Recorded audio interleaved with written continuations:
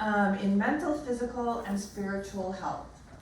So first of all, I'd like to thank the Lauda Lecture Organizing Committee, comprised of CHHS faculty members, Dr. Shreya Basu and Dr. Salim Alani, both of the Speech Language Pathology Department, and Dr. Joanna Barreras of the School of Social Work. The United States imprisons more people than any other nation in the world, and over 2 million individuals are behind bars on any given day. This system disproportionately impacts communities of color, the poor, and those struggling with mental health and addiction issues. What was once framed as a tool for public safety has become an institution of social control, extracting individuals from their families and communities, often without providing a pathway to rehabilitation or reintegration.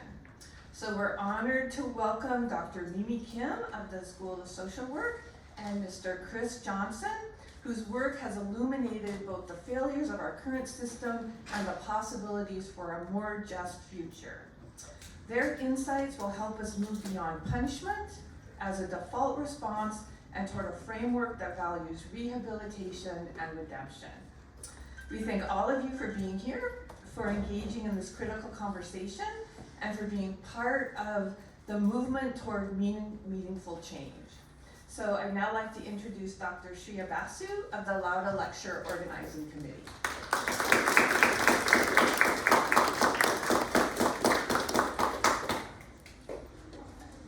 Thank you so much. We'd like to begin this event with our land acknowledgement. CSULB is located on the sacred site of Puvukna. We acknowledge that we are on the land of the Tongva, Gabrielian and the CHHS, Huaninio, who have lived and continue to live here. We recognize that the Tongva and CHHS nations and their spiritual connections as the first stewards and the traditional caretakers of this land. We thank them for their strength, perseverance, and resistance. I'd now like to call upon Dr. Joanna Barreras to introduce the speakers.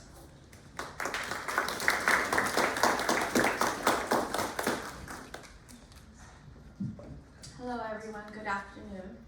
And thank you for being here for this important Donald P. Lauda Wellness Lecture Series event on Prison Abolition, Hope in a Time of Collapse. My name is Dr. Joanna Barreras, and I am an assistant professor in the School of Social Work here at Cal State Long Beach.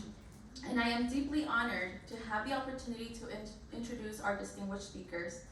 As someone whose research focuses on health inequities and supporting vulnerable communities, I recognize the critical importance of the conversation we are about to have, specifically regarding transformative justice and envisioning a more equitable future.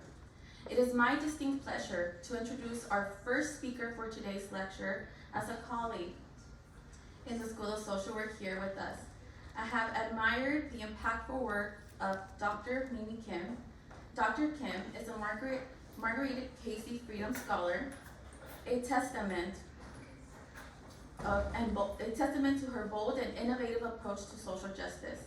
She is also the visionary founder of Creative Interventions, an organization dedicated to developing community-based solutions to violence. Her recent co-edited book, Abolition and Social Work, published just last year, is already shaping critical conversations in our field and beyond.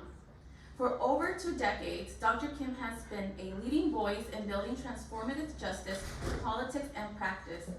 Her work emphasizes the power of everyday abolition, focusing on creating meaningful change within our communities and our own lives.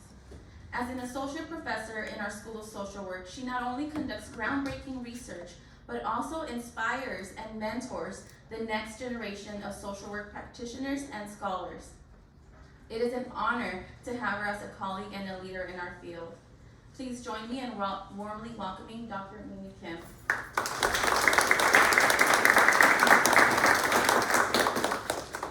Our second speaker brings a vital and often underrepresented perspective to the conversation on prison abolition. Chris Johnson is the Executive Director of Success Stories, an organization with a truly unique foundation, founded and led by individuals with direct experience of incarceration. Success Stories is dedicated to cultivating a new generation of abolitionist leaders. Guided by abolitionist principles developed within prison walls, Chris' leadership underscores the profound importance of lived experience in driving systemic change. His work is not simply about dismantling existing structures, it is about empowering individuals to become catalysts for transformation within their own communities. Chris's presence here today reminds us of the resilience of the human spirit and the potential for profound change. He challenges us to critically examine our own understanding of justice and to recognize the inherent leadership that exists within those impacted by the system. Please join me in extending a warm welcome to Chris Johnson. We will have an opportunity to ask questions at the end. Thank you. You guys want another mic or? Yeah. You both talk at the same time. Good afternoon, everybody. We have planned today to do something a little conversational, and really enjoyed preparing for this. Chris and I have known each other for a couple of years, but it really has been in preparing for today's talk that we really got to engage and really think about the things that are important to us and the things that brought us together. So I'm just going to start a little bit with something that might look a little more instructional, y'all. We are in a university, but I know that for some of you, I don't know, that the title might have intrigued you, that might have been like, this is exactly what I need. Others might have been, what are they talking about? And I know other people are here because your teachers told you that you needed to be here. So we welcome all of you. So I'm just going to go ahead and start with that. But Chris, is there anything you want to say before I get going? No, we can jump right in. All right. Thank you so much. I just also want to let you know that I'm so honored and a little bit honestly shocked that I was asked to do this talk.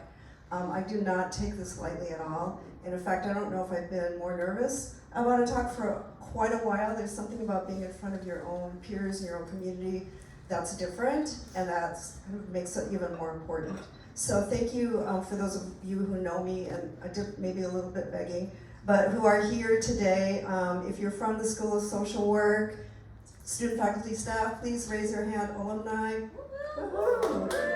Yes, thank you so much for coming, and I hope that you get something out of this talk and that I don't embarrass you. Also, I know there's at least one class here from criminal justice. Yes?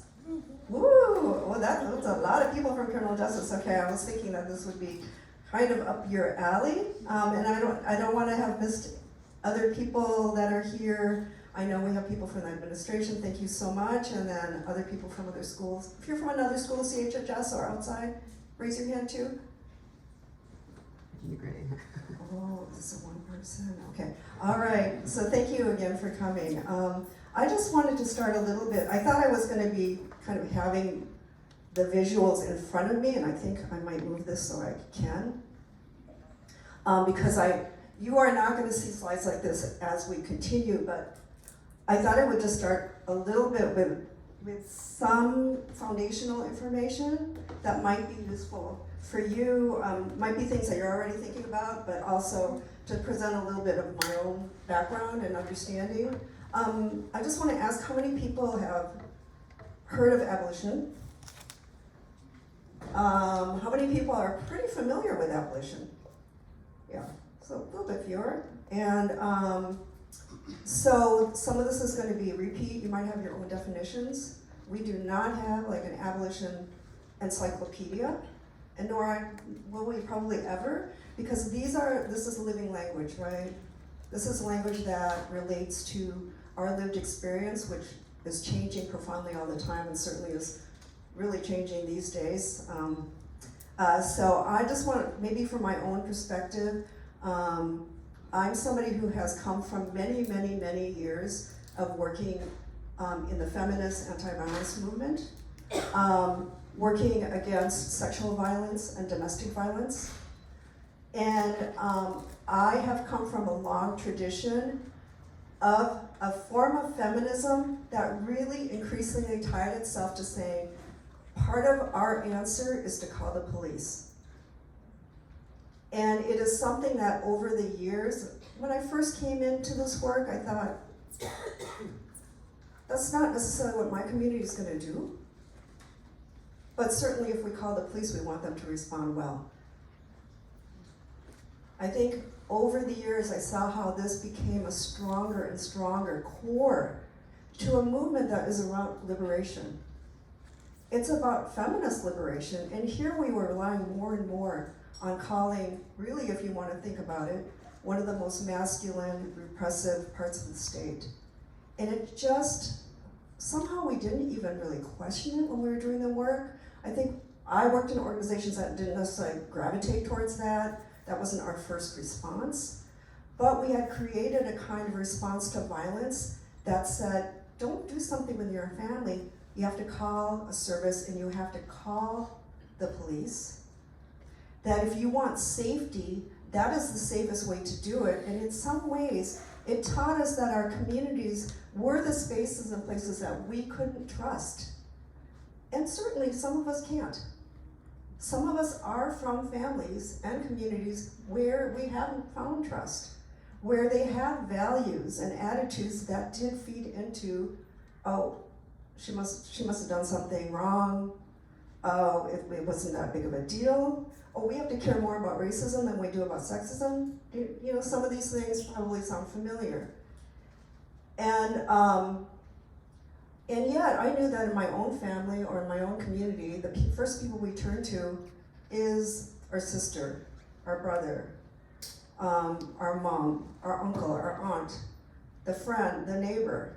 And yet, we were telling people that you can't actually trust them either. All we're going to teach them to do is tell them to call a crisis number or tell them to call the police. But we did not do much to help. How could you actually create safety in the spaces where people are living? What could we actually do? And when I worked in crisis lines for so long, when people did ask, can you do something with my partner? They need help. I want them to stop the violence, but I actually don't want to leave. We did not have anything to say to them. And in fact, we thought, when you're ready to leave, because that is the only thing we could think of in terms of a solution, then you can call us then. Does that make sense? And in fact, sadly, that is still the case in so many of our crisis lines. Some of us came together then in one of the organizations that I was really so fortunate to be a co-founder with and started as Insight. At that time was called Women of Color Against Violence. That now sounds like ancient history. It was started in 2000. But it was a time when we just thought we were gonna have a small gathering, about 200 of us, who really more and more were kind of going to those conferences, but you talk after the conference like, wait a minute, we don't really believe this. We want something that is really working for communities of color, and this is not working for us. We finally got together and had our own conference. And we thought a couple hundred people come, and we had over 2,000 trying to come. There was something in the air saying this is the time to do something different. And so many people came together and started an organization called Insight that you can still find it online, but was really, I think, very powerful in starting what we now know as abolition feminism, and is really strong in the development of what we now know as prison abolition. So I have kind of grown up in that. And in 2004, as my colleague, Joanna Renetis, thank you so much for that beautiful introduction, by the way. So that was like the nicest thing anybody ever said in an introduction. had said that one of the organizations that I helped to start was Creative Interventions back in 2004. You can still find our tools, but what I started at that time was thinking, if we're gonna have a response to violence that doesn't rely on law enforcement, then what does that look like? And actually at the time I ran around the country, really, I was at an MSW program at NYU. I spent a lot of that time looking up anything I could on other types of organizations that had a different response, and I found so few. I was really, really shocked.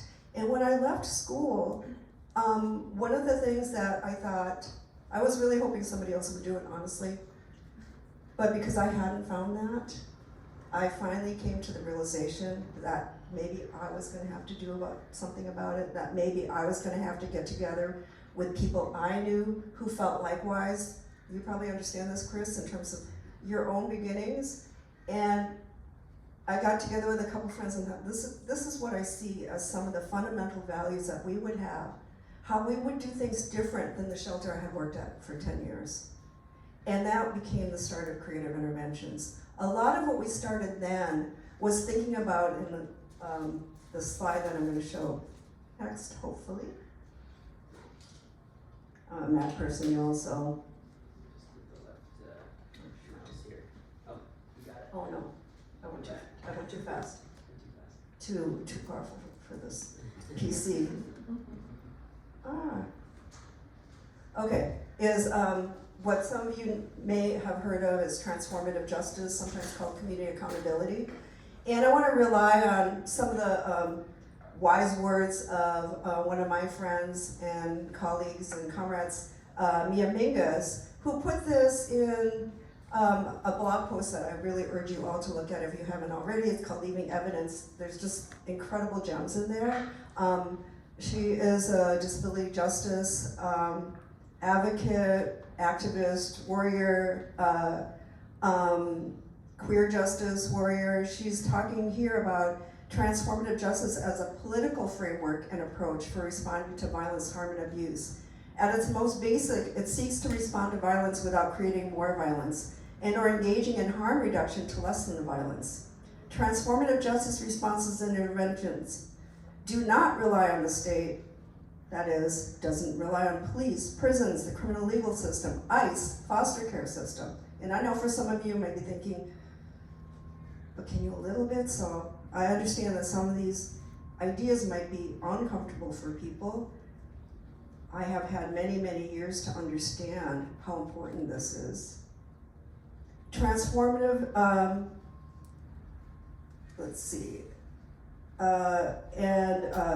do not reinforce or perpetuate violence, such as oppressive norms or vigilantism. So we're not talking about, oh, don't call the police, but call, we're gonna have street violence instead. No, that is not what it is. And most importantly, that actively cultivates the things we know prevent violence, such as healing, accountability, resilience, and safety for all involved. My guess is that sounds pretty good to some of you. It might seem a little bit, sounds good, but how would you possibly do that? And this is what so many of us have committed ourselves to over these past, now, at least, people have been committing to this for generations, but for myself and my contemporaries, at least for the last 25 years, we've really been working on it, and we've been doing practice to see how this could work. This, and then this.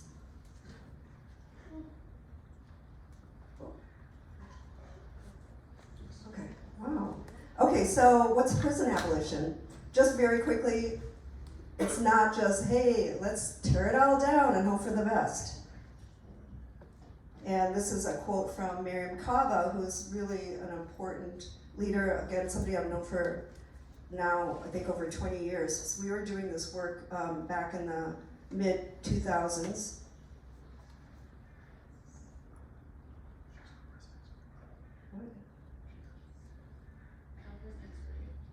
Oh, you're gonna press it for me? Yeah. Are you doing it right now? Just click, I think you're rolling it, just click on the left hand side. Just like this. I'll press next for you. This is your next slide, right? Yeah, I think you're using this, right? So just. Can you just do it for me? Yes. Yeah, thank you. Clearly I'm not like, you know. All right, this is what happens when you've been doing this for 25 years, aka Okay. old.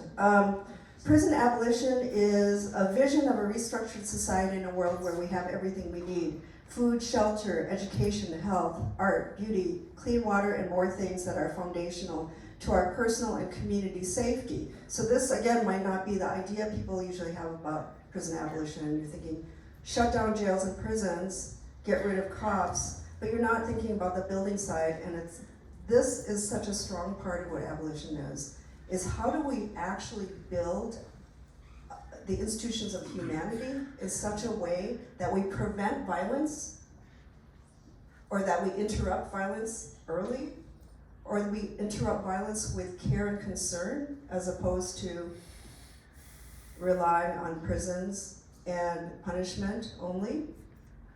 And this is another really appealing part of prison abolition to me. Can you do the next one? Got it. Great.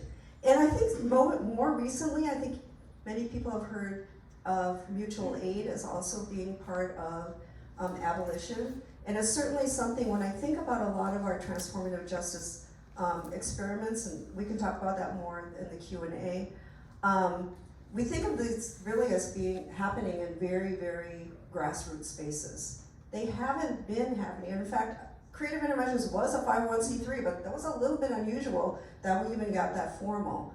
And part of the reason was that I thought at that time I needed the dedicated space and resources of a 501c3 to hold a place to do those early experiments. But everything we aimed towards was to create kind of mechanisms and tools that people could use in their own neighborhood, at their home. I was thinking, you know, like at the coffee shop down the street, right? So that was the aim. I think more recently, mutual aid has become very, very real because of the fires of LA, and because so many people that I know were directly impacted by the fires. Fires happened, was it January 7th? And by January 15th, some of us were on Zoom or talking on the phone, and were facing the inability to clean homes that were still standing and covered with smoke. And we came together and said, let's start something. And we started something called Fire Poppy Project.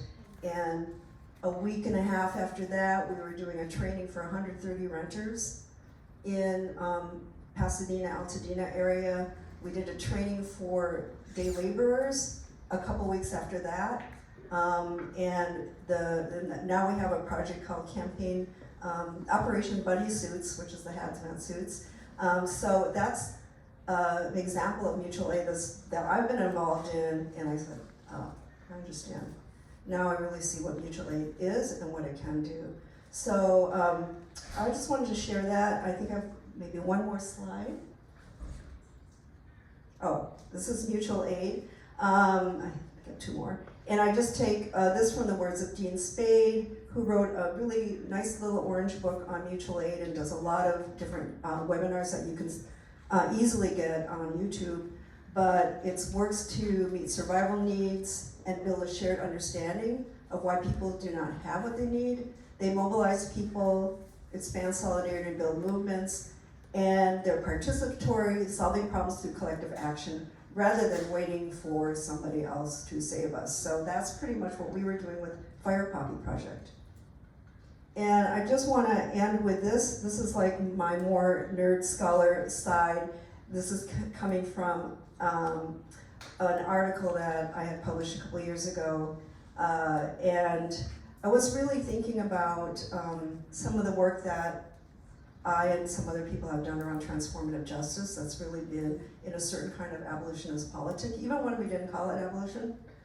And a kind of another trajectory of work that's been restorative justice. And I do work in sort of both, if you want to call it divides. I can talk about that more in the Q&A if you're interested. But there's a way in which we have to be really mindful about the ways in which we make improvements and innovations in a way that just doesn't give law enforcement another excuse or another kind of form that strengthens it. And that's what a lot of people have been looking at right now, and a lot of the caution I have in the restorative justice space that's been working with law enforcement. I am partially in that space. I have been doing interventions in that space. I helped to start something called the Chat Project in up in Contra Costa County, north of Berkeley, California, to do restorative justice work. It does not work with law enforcement, but it works with, you know, kind of regular types of organizations to see what does it look like to bring people together to have difficult conversations about very, very scary things, violence. And I've been really supporting that project since 2018, and really very thrilled and happy about some of the progress they've made in really changing people's lives and strengthening their own communication skills to prevent violence in the future. And that was the most important part of that project. So I'm just gonna end with that slide, and we're gonna turn to the conversational part. Thank you, Chris, for letting me go on like that. I'm hoping that might help for some people that didn't come in with as much background. But Chris and I had some conversation. We were kind of thinking about questions, but I'm gonna start with something very general, which is what brings you, Chris, to Abolition? Because I know that your story getting to Abolition is completely different than mine, and yet here we are working together. Oh yeah, and the honor is all mine to be standing here next to you, trust me. Yeah, I guess the story that brought me to Abolition, currently, you know, I got sentenced to 65 years and 4 months back in 2006. I served 15 years of that sentence in prison, and lucky was able to come home a few years ago. While I was in prison, I did a lot of work with a couple guys that are here today, just trying to understand how I got myself in that position and how I could get myself out, to be honest with you.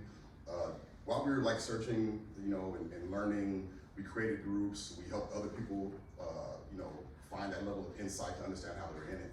But it wasn't until I read the book, Our Prison's Obsolete by Angela Davis, that I really started to understand that it wasn't just about me and my decisions, even though I took that serious.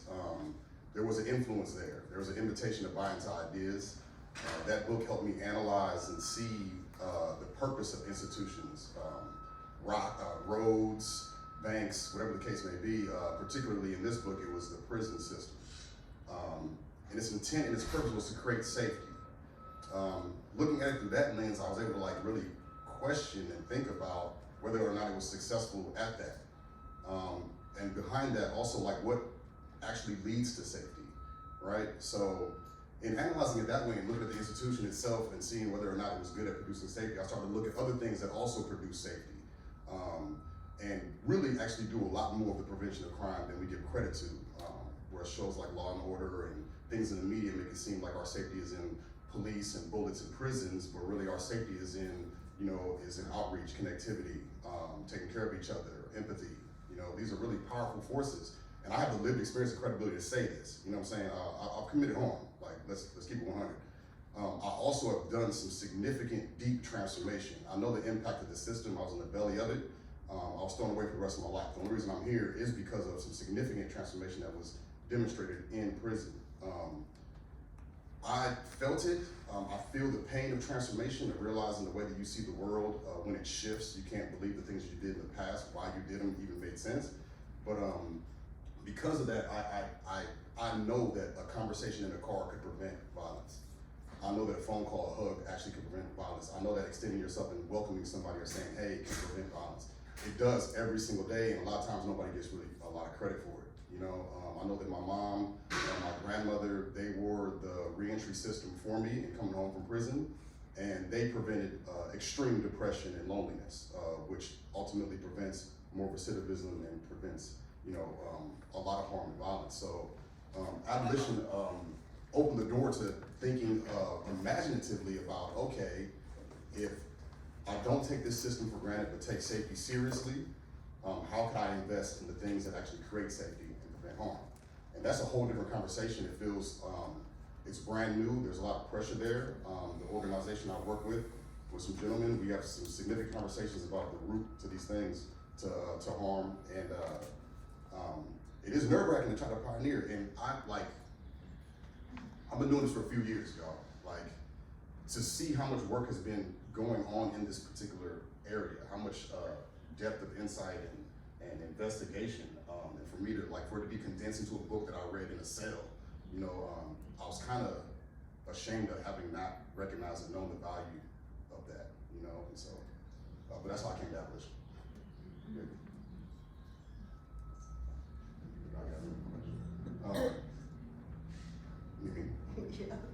What are one to two things that abolition can create? Thanks, Chris.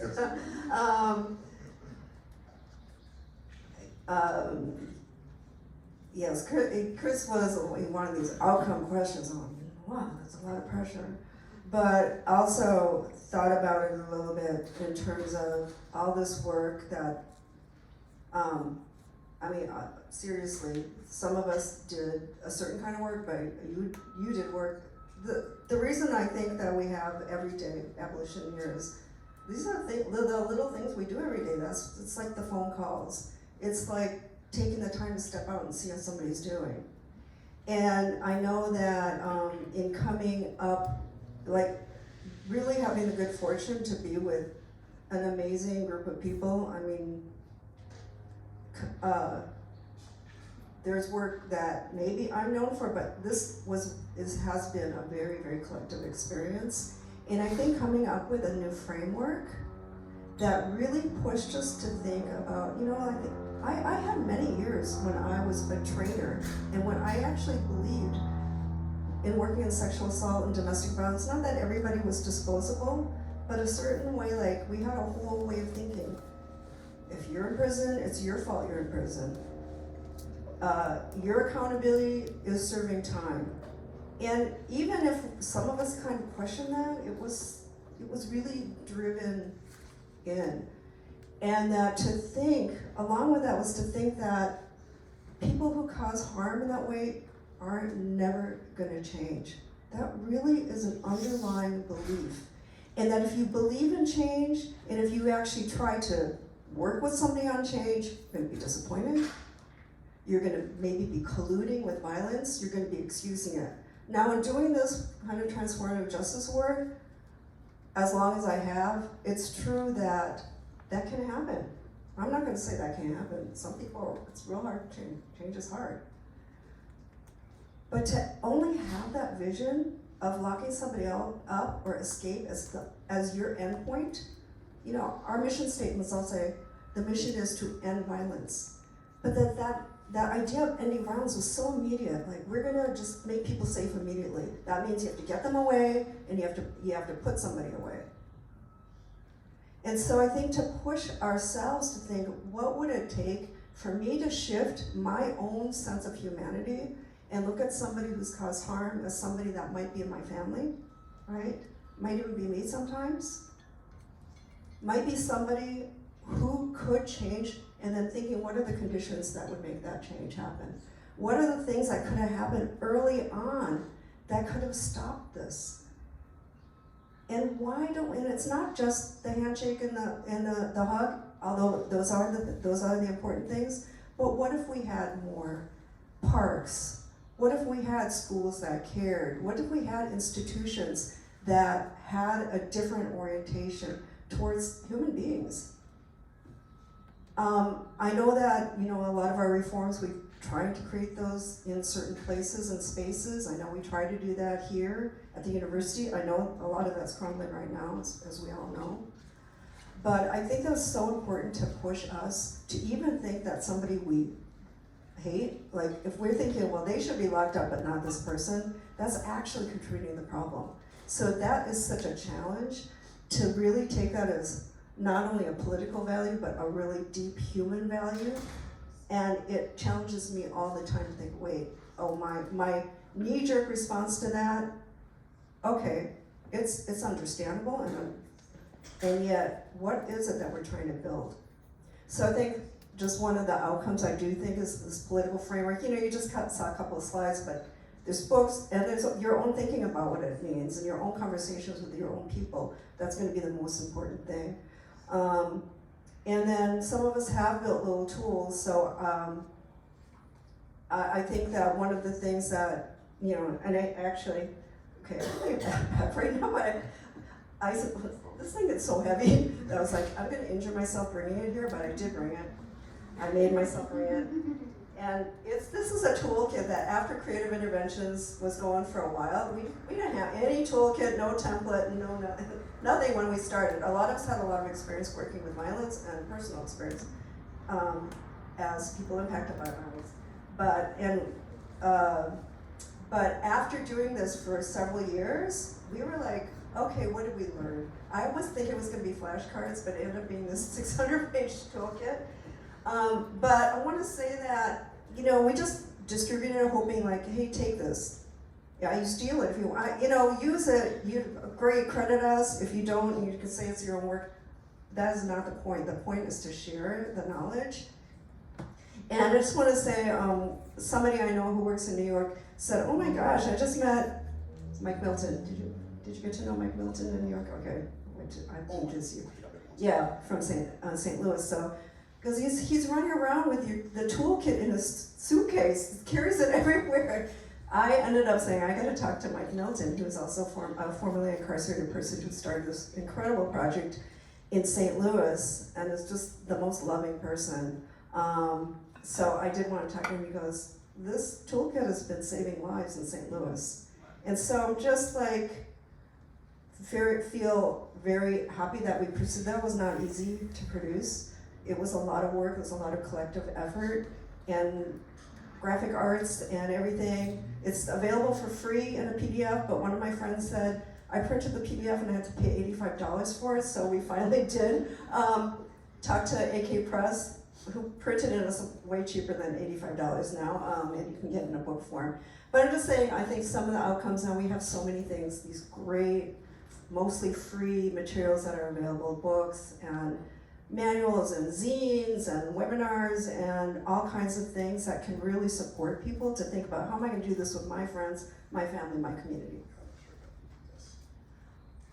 So we're gonna like kind of address the times, you know, when we were thinking about doing this talk, it was back in 2024. So I think in having our conversation, thinking about, I know the work that you do on masculinity and calling yourselves a feminist organization is really powerful. And I want to call out, who else is here for Success Stories? Hello? Oh, I don't think I've met you before. Hi. Hi, good to see you. Thank you so much for coming.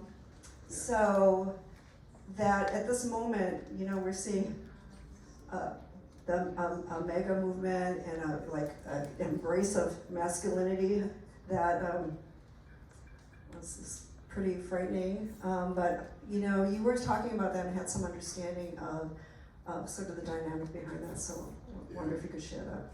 I mean, I just got some observations. You know, one people do this as a job, is to try to think and feel this masculinity and how do we define it, what is really happening.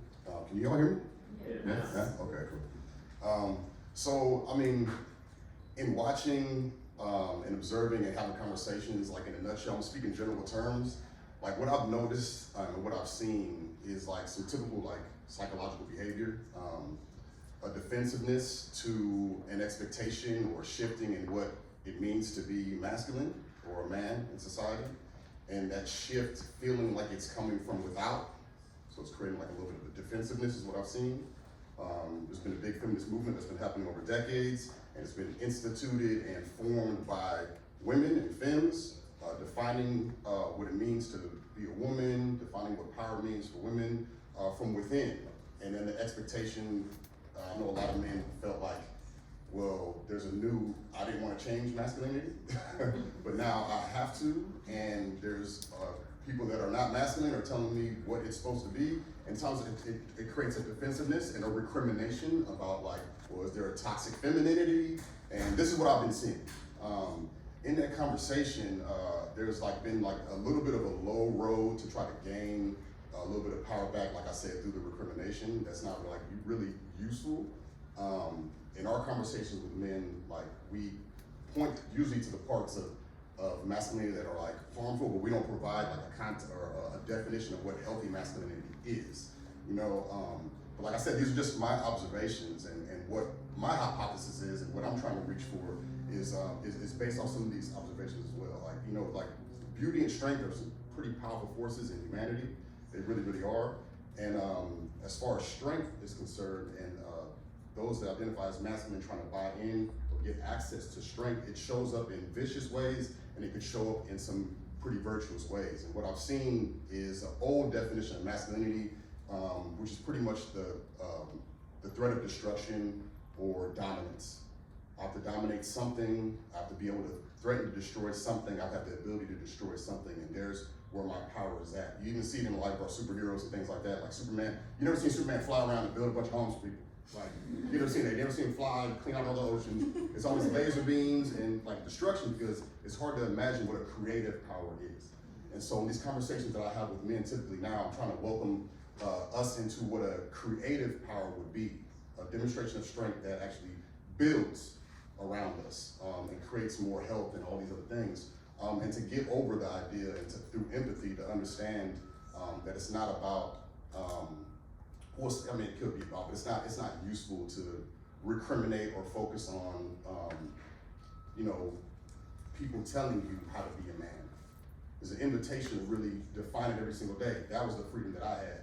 I did not do this work with guys in prison, this feminist work with guys in prison, because I was trying to save people like women or people that identified as feminine. That was not what I was going into before. Now, the invitation started there. Like, I was not the first one that founded this organization.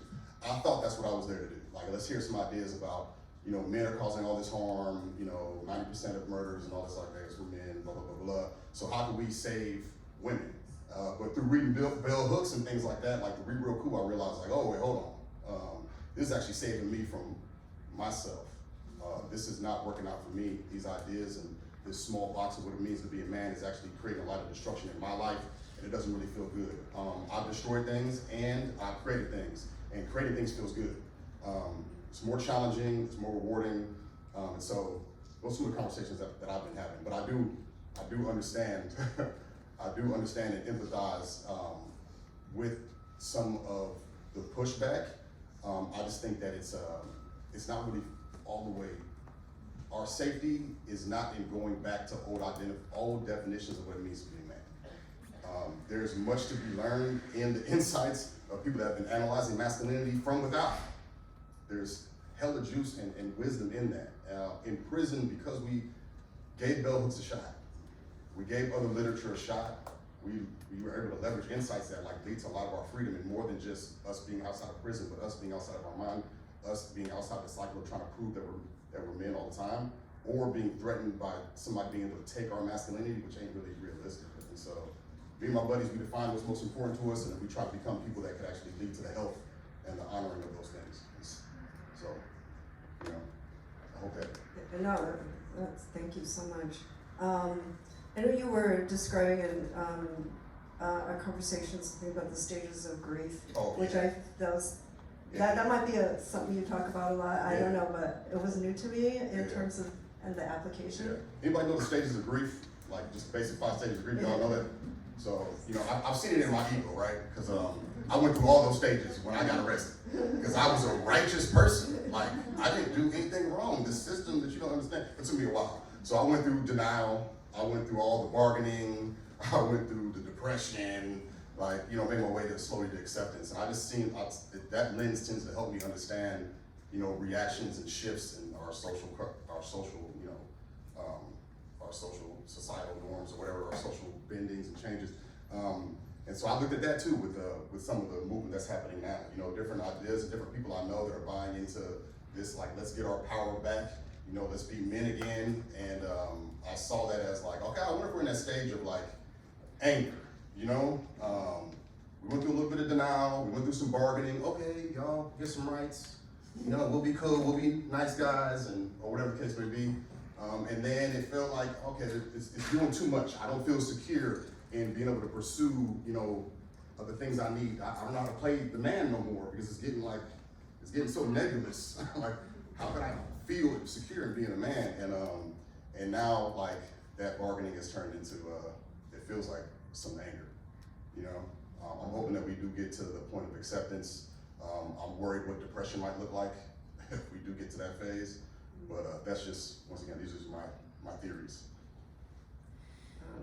You know, helped me understand a lot, so thank you. We were just gonna actually close our conversation and then we're gonna open it up for a Q&A. And I also understand that maybe some people are left already, but there's certain classes of people that might have to leave. So we understand that that might be happening. But we were, I don't know if people are familiar with a phrase that Miriam Kaba, again, has brought up, hope is a discipline. And I think we leaned into the title of hope right now because it is a time of, I think, a lot of fear, a lot of despair. And what does it mean to be hopeful right now? You've been talking about that, not necessarily been using that word, but we just wanted people to be able to lean in a little bit on what does it mean to say that hope is a discipline. Because we can have hope as kind of a, wow, I just hope everything's okay, and I'm not gonna do anything about it. Like somebody else, please do it.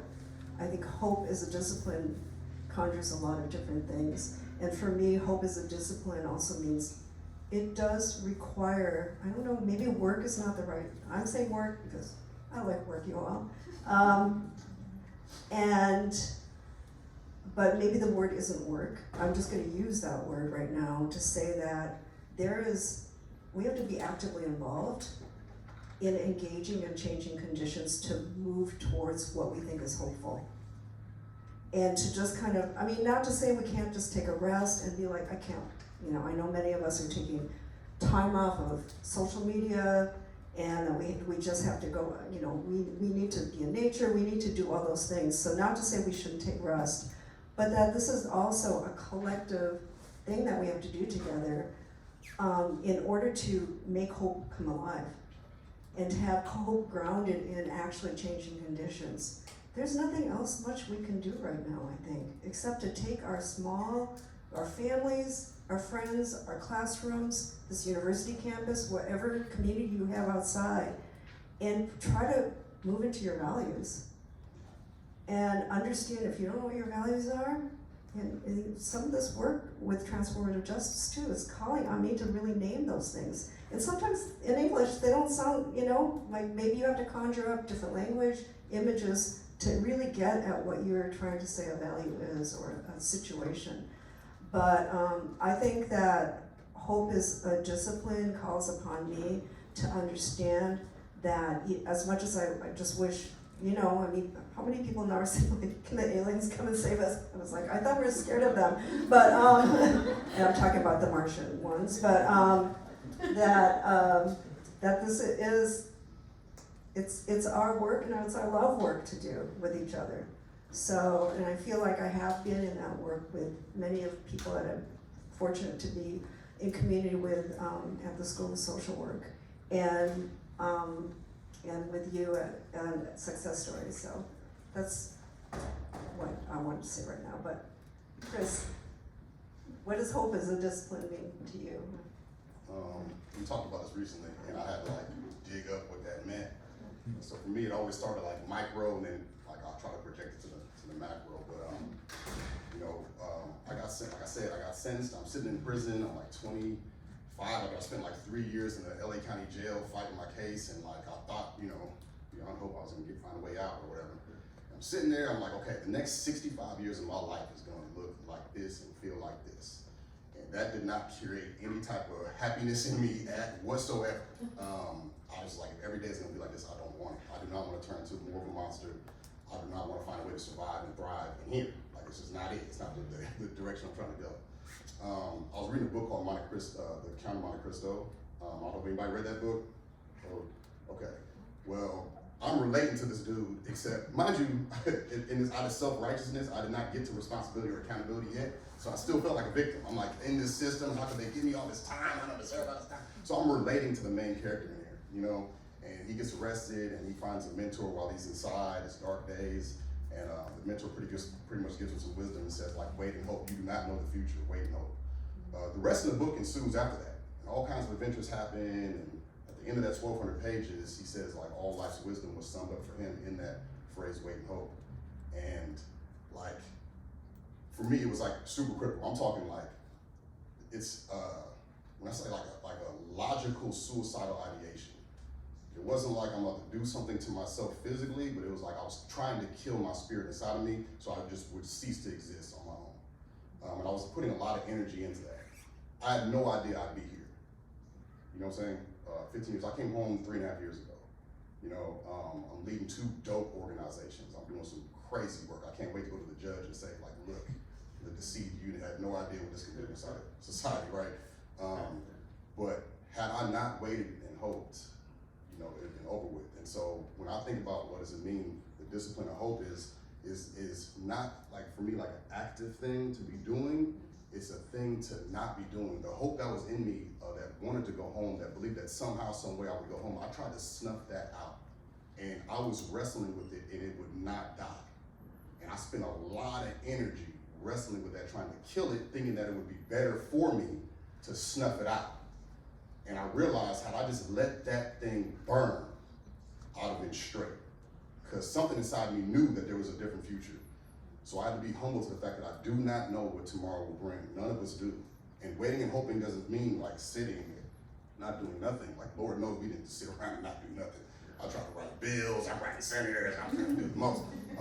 But in all of that, and every single one of those things that failed, every appeal that was denied, every time I went back down to court and the judge kicked me square in my face and was like, I don't care how much stuff you've done in prison.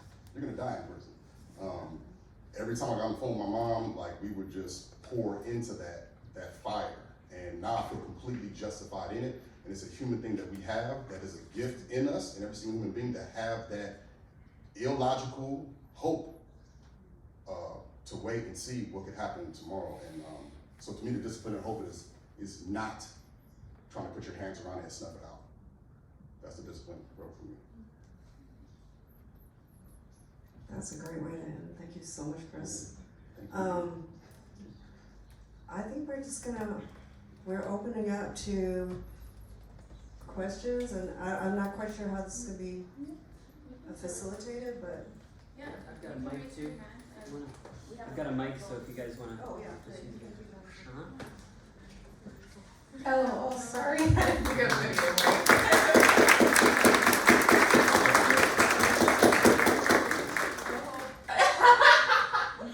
First of all, thank you guys for being here. I'm majoring in criminal justice, and we spoke a couple of weeks ago about the book of Angela Davis. But first, before I get into that, you talked about Monte Cristo. That's why I raised my hand. So I was like, oh, are you gonna like dig up and escape prison, go through the waters? That's what I was gonna say. Back about the Angela Davis book. When going or being incarcerated and stuff, did you have like a different mindset of prison, even if it was like just abolition? And then after reading what Davis said, did you switch your point of view on how so? Yeah. For me, like, you know, it wasn't like a 180-degree pivot. You know, I'm in there for a while. We've been trying to, you know, there's like a self-defense mechanism. It's like, if I can't dominate the thing that's oppressing me, I can at least analyze it to death, and it makes me feel like I got more power. So we were already reading a little bit of books, but that book did, like, it helped me understand everything that was contributing to, like, how we define crime and how crime and punishment doesn't link together. You know what I'm saying? And the history of the prisons and who's actually benefiting from a system that's functioning the way it's supposed to be functioning. And so, you know, yes, it totally changed the way we do our curriculum, the way we speak. I still read the book now. Pivotal in a ton of ways. My diet on the media I take in, now I can understand, like, when I'm watching Law and Order, I'm seeing how they're showing, depicting prisons inside. I'm seeing now that most people have that in their head where they're familiar with the thing that they've never even seen with their own eyes, but they feel familiar with it. I recognize the psychological power of just that. And then the toilet paper contracts, where there's people selling toilet paper to prisons and they're getting $10 million, you know, for those contracts, and how they have that incentive. As well as being able to understand that I had an image of slavery in my mind that was based off of like things I've seen in like Roots, 12 Years a Slave, right?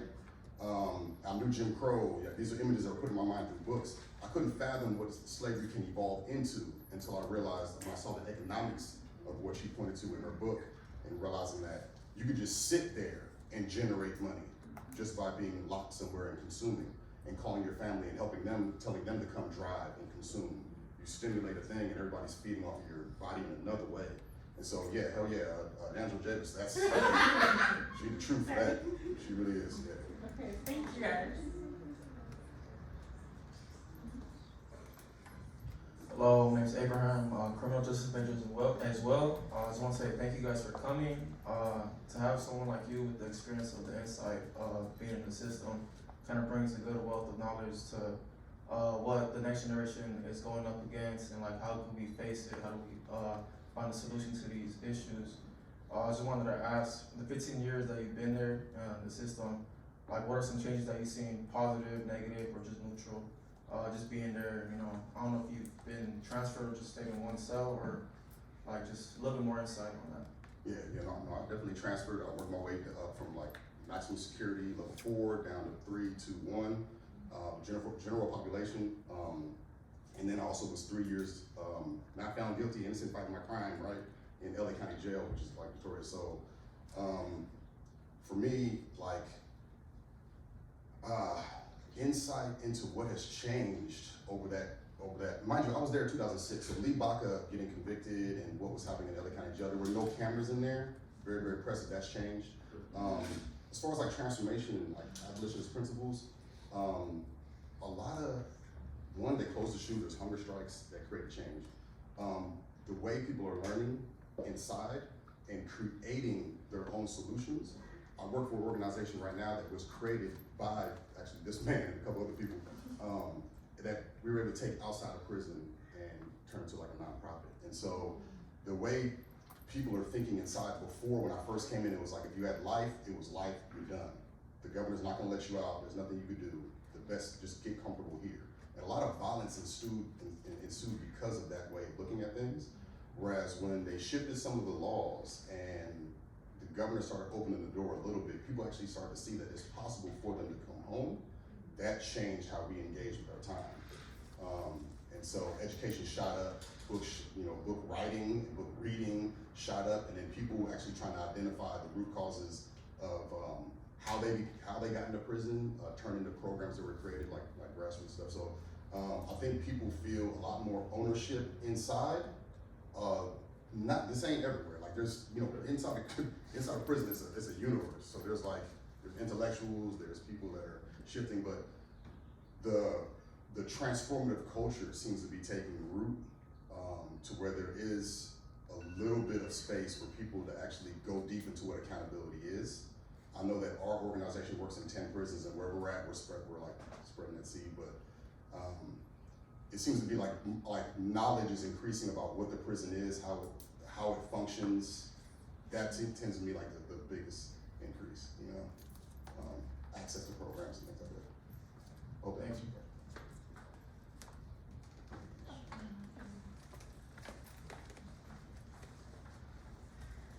Hi, I'm Katie. I work with Mimi at School of Social Work. Thank you, Mimi, for all your history and just breaking it down, because I think we try to do that with our students too, is really kind of simplify things.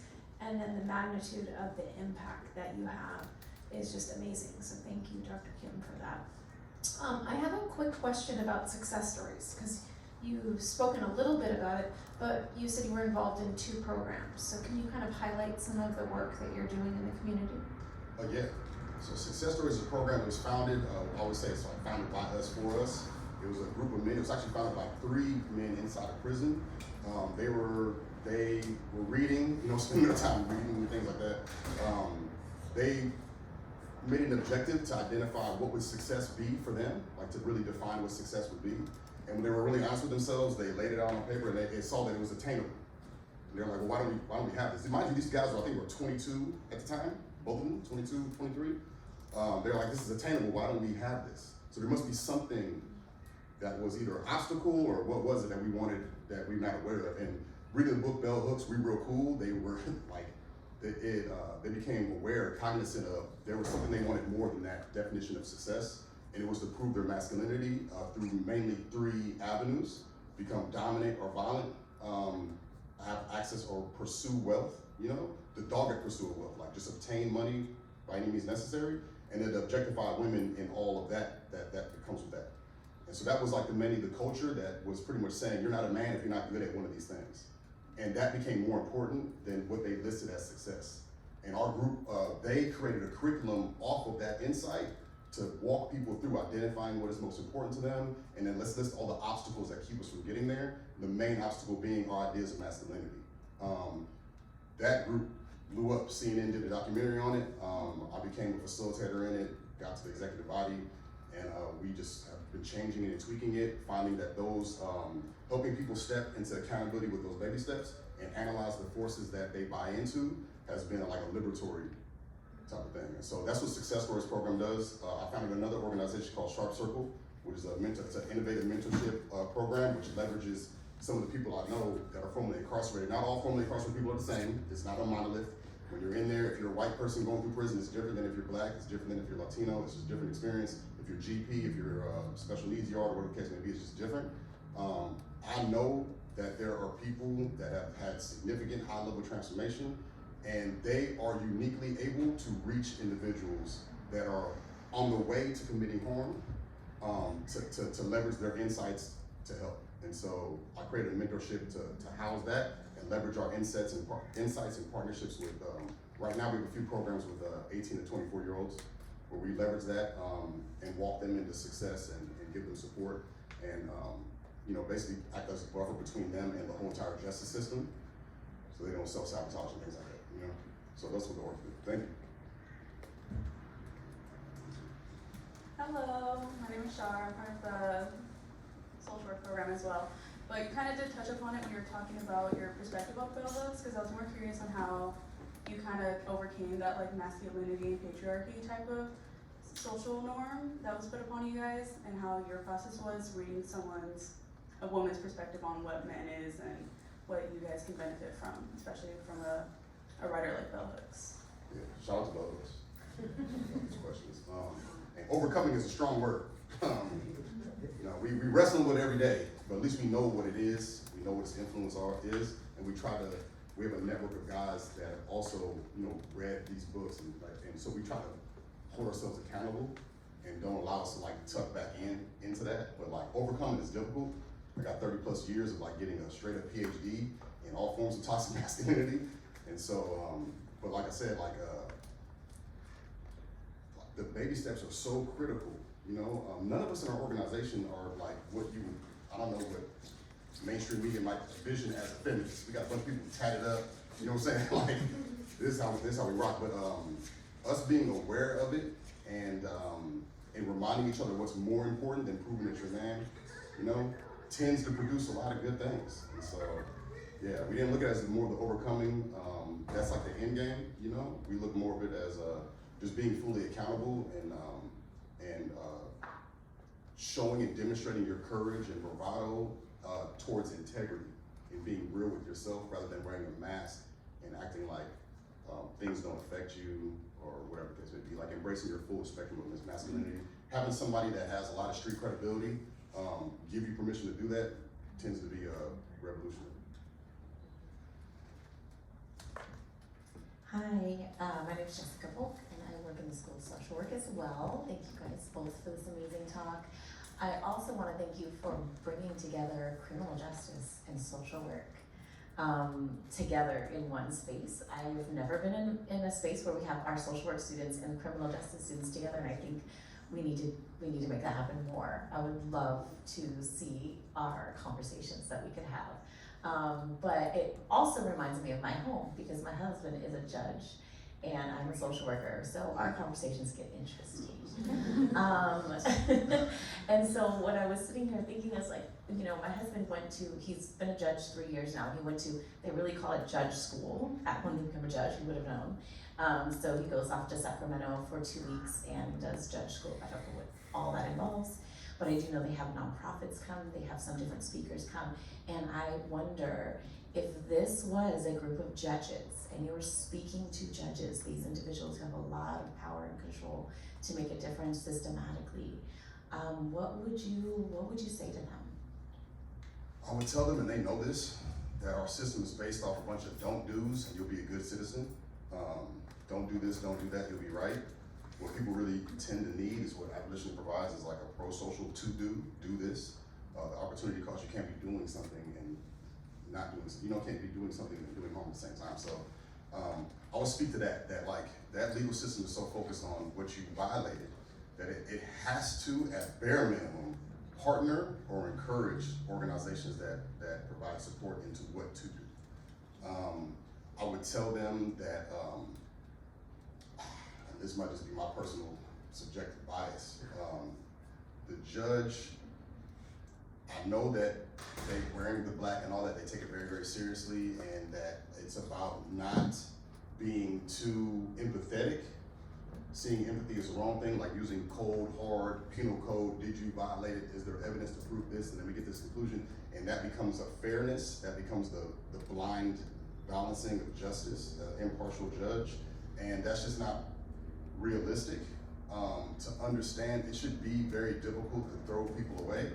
In the courtroom, and what I've seen, it was very easy to throw people away. If what they would invest in community, in me, had they invested in me, I'd probably, like, Lord knows what I've done. I had to fight for every single piece of education I got in prison. I had to fight for all my healing in prison. Them sending me to a system for correction, based off any definition of correction, was only creating harm in society. Our system, all those millions and billions of dollars, does not create people like you see here. I don't care what 60 Minutes special you've seen on somebody going to Harvard out of prison. It does not create that. It's a lot of trauma is being put on you, and then time is being taken from you. And I realized I would ask the judges to understand that. I think Michelle Foucault broke that down on how we use time to punish people for a reason or whatever, and it feels like equity because everybody's like time impacts everybody equally, but it's not time that creates change, it's the things that happen within time that creates transformation. And to separate somebody from experiences actually hinders transformation. We had to sneak into rooms and violate prison code in order to meet and talk about insight and how we could be better people. They would kick us out the room to do that. I also tell the judges that I had to jump through hoops to go to parole. I had to explain myself, like really provide insight on how I became a person that was able to commit harm and how I'm a different person now. I had to do all that.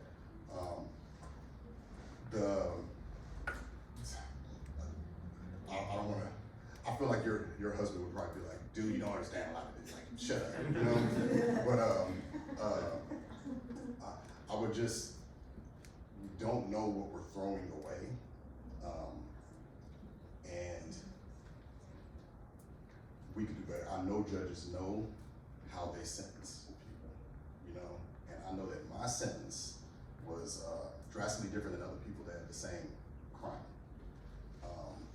And we didn't really feel, and my victims weren't taken care of by that system either. So I'm not telling them to get rid of judges, but I would invite them to honestly hold the impact of their choices and take community safety more serious. I can go on for days about them. I'll end it there just for the sake of time. I would love to meet with them. If you could set that up, I would love to have a conversation. I'll do my best. I don't really got that much power. Yeah.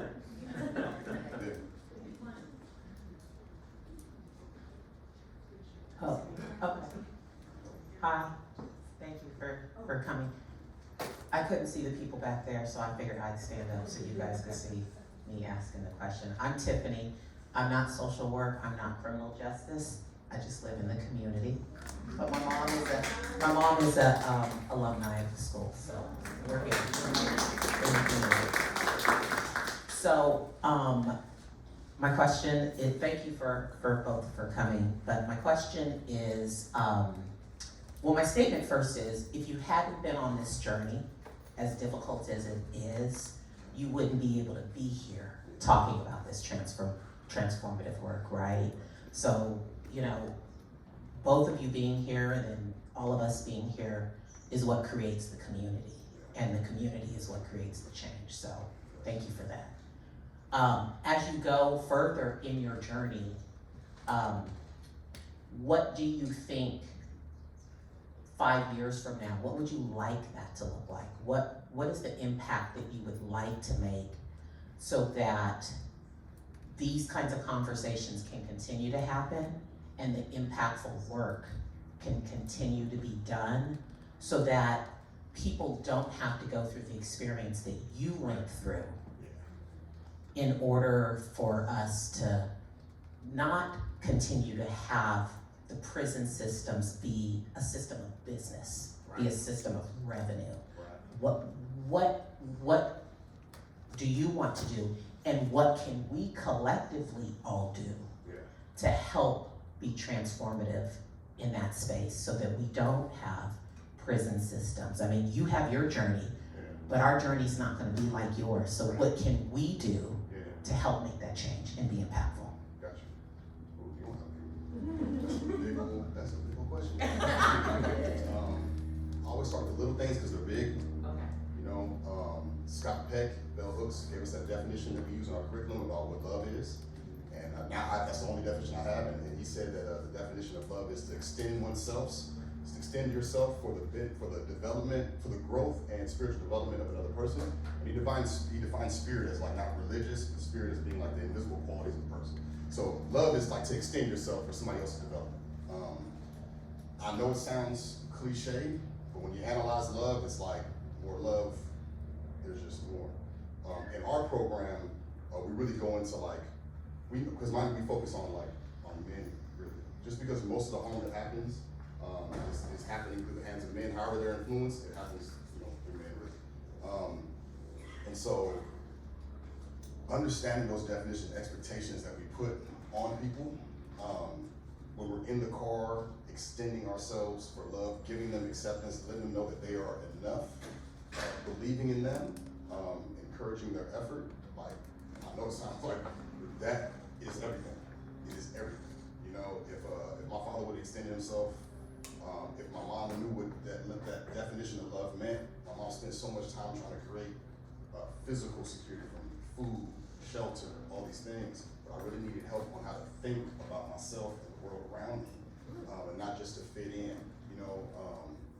It's really it's a spiritual thing that leads to the other building of stuff. And so taking these subjects, this subject that we're talking about here, seriously, creating space for it, having intentional conversations with the people you love about how they see themselves in this world. Like, all these things seem like they're small, but they're pretty big. And then as far as like on the macro, like keep inviting people like us in to schools, to have those types of conversations, like keeping a learning mindset. I don't know, I'm really not an expert in that, but you've seen this for like when you came in, we're building on those blocks that you built.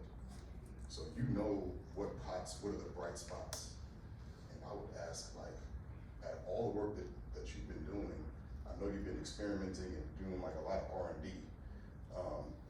What are the bright spots that you say we need to pour more into those things as they've been created? Well, I think one of the reasons I was excited about inviting you is I've seen such a bright spot in success stories. I mean, I'm doing work, and believe me, I totally 100% would be asking you the questions, so I don't feel the least slighted by that. That's why I invited you, because I know that the work of success stories is just one of the organizations, but it is, if you were supported by the work of all of us, Angela Davis Bell Hooks, my goodness, then all of those teachings got infused, and those are the works and the relationships that are also in so many of maybe the communities that I've at least historically been part of, that fed us.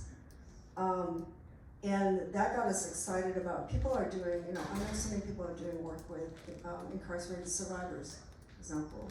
I think that there's so many people, right now we're making an alternative abolitionist 40-hour domestic violence training that's gonna bring in other people who are doing this work and infusing with knowledge. So there's a lot of bright spots happening, but I really wanna, You know, y'all, some of you, and Hugo here too, oh my goodness, any of these people talking is, I mean, such wisdom. So, and from, obviously from experience, from the spirit, from what you have built with each other, and I feel very honored to even be part of the community, so thank you. We have 2 more questions, I believe, and I try. Thank you, Mimi, for the space. I really do appreciate. My name is Hugo Gonzalez. I'm a Long Beach resident. Let me get that. But I wanted to ask, like, you know, abolition is a very, very jagged pill to swallow for many people. Many would say that that's throwing accountability out the window. Many would say that that's not only far-fetched, but it's a daydream. Many individuals that have been in prison would also say that's impossible. Like, how would a world like go on without prisons? What would you say to those people? And then also, like, how is it that success stories is an alternative to that? Like, legitimately, like, the tangible proof of that. Yeah. You got questions? No, I Oh, answer. Huh? Answer. Nah, so the tangible one is Damien. I was had the fortunate and unfortunate experience being in prison with Hugo and Chris, and the tangible way that success stories, you know, like you can measure success. Is that what you're asking, Hugo? Is what we do. Like, you know, we go different places, Homeboy Industries. I go to corporate. I go to CRC, and we talk to men. And you see these aha moments, right? Chris spoke about where he was battling with himself, right? But at the time when we were in prison, because I was in the county jail with Chris too, it was a different mindset, right? And you guys gotta realize it's a dangerous thing for a person to have 65 life or 2 life sentences and be like, oh, I'm gonna have hope. Okay, just wake up every day and smile. That's not easy, right? So when you have other, I call it positive peer pressure. Where we parole from SADAT, you had positive peer pressure where if it's, hey, you getting your coastline degree or we're going to success stories, I'm nudging. Hey, Chris, come on. What are you doing? You gonna stay and play pinochle or dominoes? Like, damn. It's like a guilt tripping you in a good way, right? And so the way that we measure success, or I would answer that question, is that the work that we do, when you see a person that was like Chris battling with snuffing out his hope, and then suddenly the light goes on, like, hold on, man, like, this dude had 2 life sentences, and we have a coworker that had life without.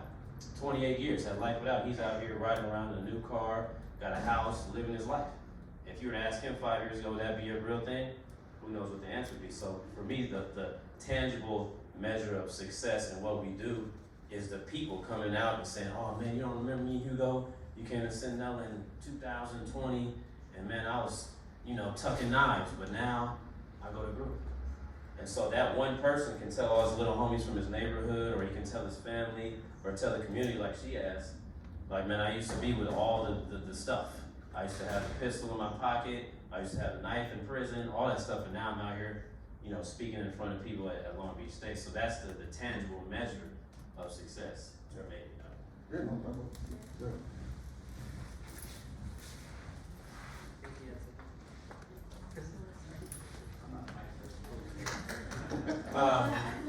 Yeah. I was one of the questions, but I'm a spoke out person. I have a question. What was your breaking point, or what was your breaking point, or what was the point, like, being in prison? I think you said 15 years, and like getting out of society, like how did you adapt to it? Then another question, do you think things would be differently if a different, like, person who have the same, like, a different race, like, caught the same type of charges with you, would they be getting out early, or like does it make a difference? Like, would the situation be totally different? Yeah, absolutely. My crime was a white woman that got charged with the same exact things that I had done. But they believed that she was manipulated, and they basically gave her 2 years, 2.5 years, and they gave me 65 years, 4 months. So, I didn't even see it then. I was like, oh, I'm glad, because I don't want her to get in trouble, you know what I'm saying? But, yeah, like, so you mentioned breaking point. You know, because that's, like, mentally, physically, emotionally, being inside prison for 15 years, that's like, you have to look at it like, that's from, like, an energy perspective, having to fight, having to do a lot to protect yourself. Yeah. You know, when you come home,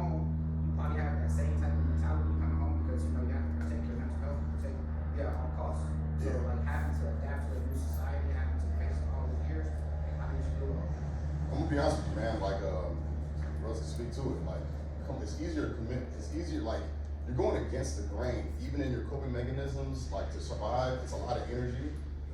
Adapting to safety is, like, easier, you know what I'm saying? Now, granted, there is a process to it, but it's like much more motivated. I almost felt guilty for how quickly the time came off me when I came home. I actually thought I'd be more traumatized by it, you know, but I'm familiar with hugs from my family.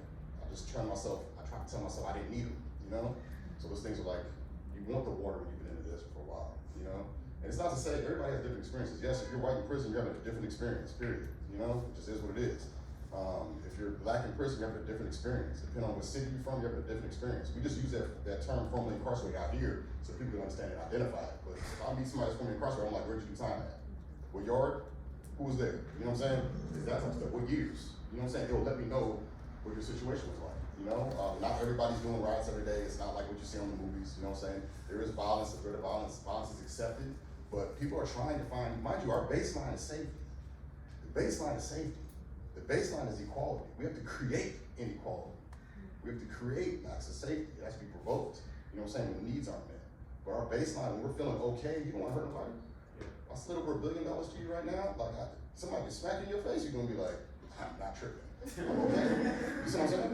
Like when you feel secure, when you feel okay, you're pro-social automatically. You see what I'm saying?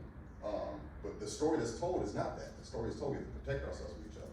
No, safety is automatic. We're keeping ourselves safe every single day.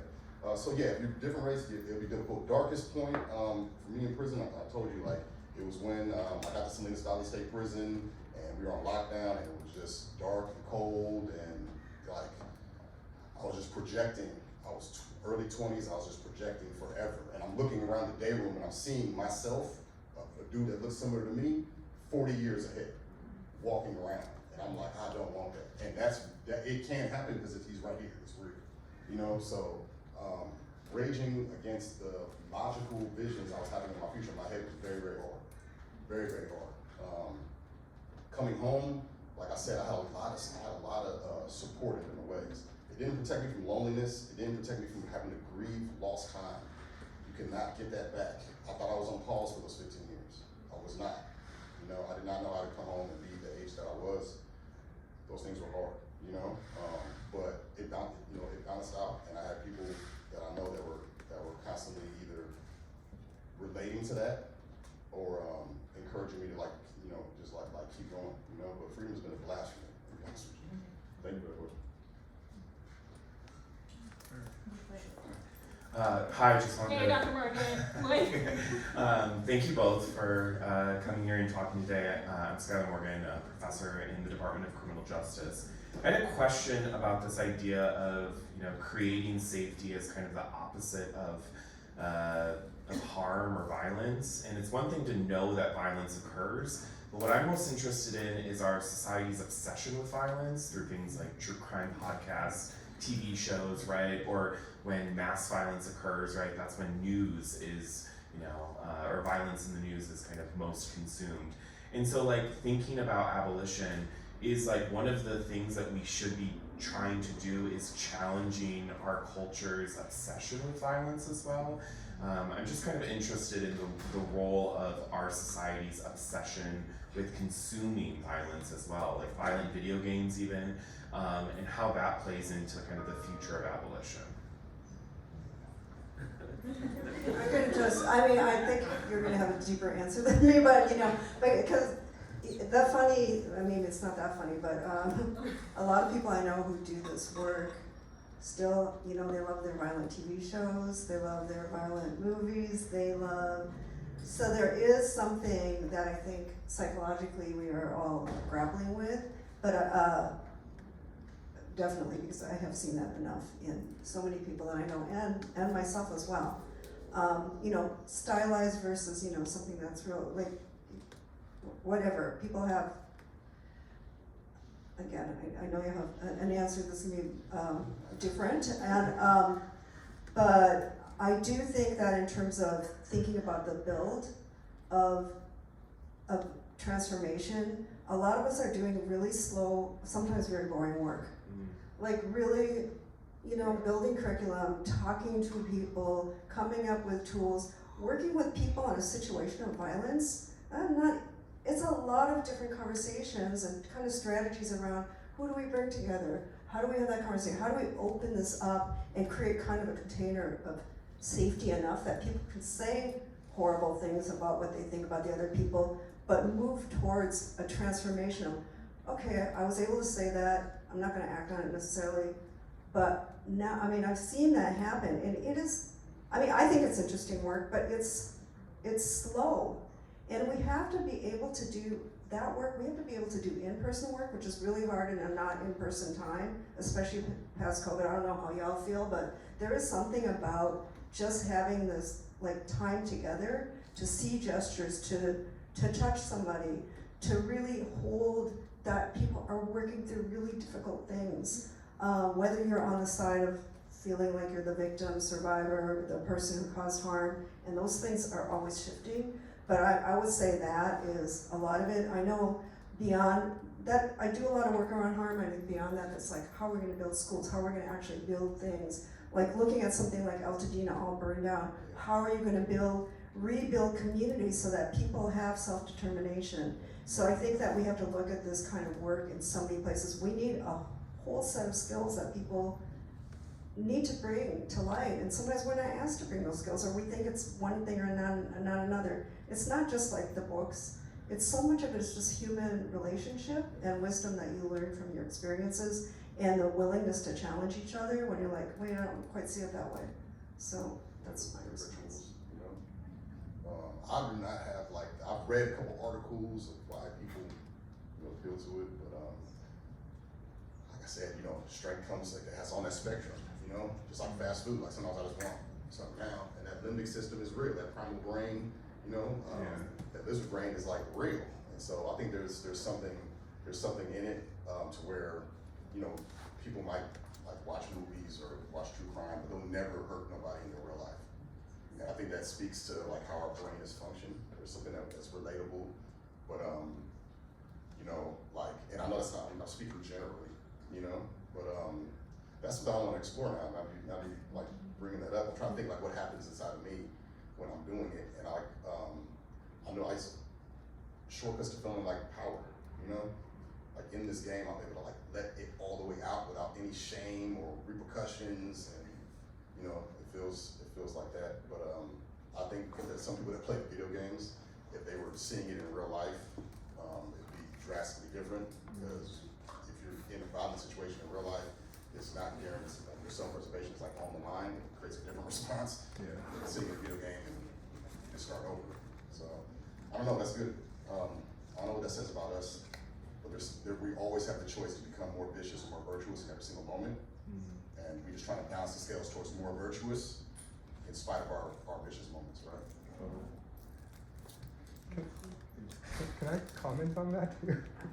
I was just thinking, I'll keep this brief, but like, I'm also like Skylar is my colleague, I'm also a professor, and you know, we talk about this kind of stuff, but I'm like, yeah, violence, like we could also think of this as a difference between like individualized forms of violence versus structural violence. Yeah.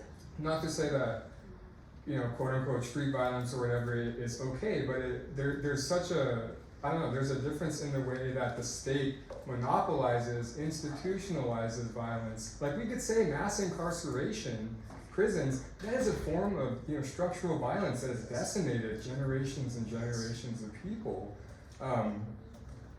And you know, it's hard, like we're taught to not recognize that, like we're taught to not think about violence in that way. Angela Davis sees it that way, Michel Foucault identified it, you know, like, but yeah, there's just this way that we are taught to like legitimize those institutions, to kind of buy into, I don't know, the ideas you guys keep going back to, oh, this is public safety, we need prisons and cops and, you know, everything to kind of maintain that. But yeah, I think the abolitionist perspective is asking us to question violence itself, whether that's, you know, the monopoly on violence or different forms, and that's how you get at different alternatives to what public safety could be. Sorry, that was choppy. I just wanted to piggyback on you. Hi again. as someone who's like, or it just said in true crime or actually watches those things and stuff, it's interesting to hear, like, you don't really get the perspective of someone inside, like actually incarcerated and everything. I kind of got the question I wanted to ask that everybody else is asking. But, damn it.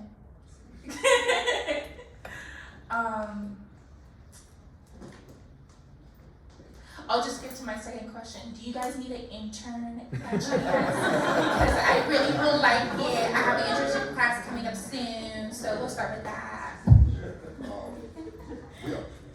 We should try to, because I know Graham is always trying to find a way to Yes. it's possible, it's possible. Like, good faith effort for real. We've been incredibly fortunate to hear from Dr. Mimi Kim and Chris Johnson today. Their dedication to transformative justice and prison abolition is truly inspiring. Dr. Kim's expertise in social work and community-based interventions, coupled with Chris's lived experience and leadership in empowering formerly incarcerated individuals, offers us a powerful model for change. And on behalf of the College of Health and Human Services here at Cal State Long Beach, we'd like to express our deepest gratitude to show our appreciation for their invaluable contributions to this important dialogue. We'd like to present you with some thank you gifts.